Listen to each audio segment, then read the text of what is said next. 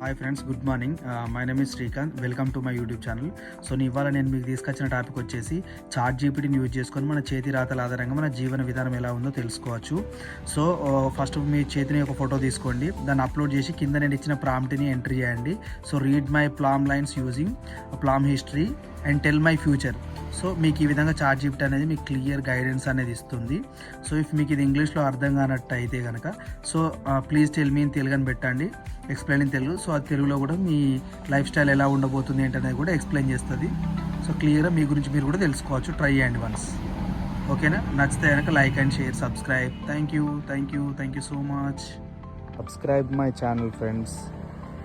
Please like, share, support this channel. Subscribe.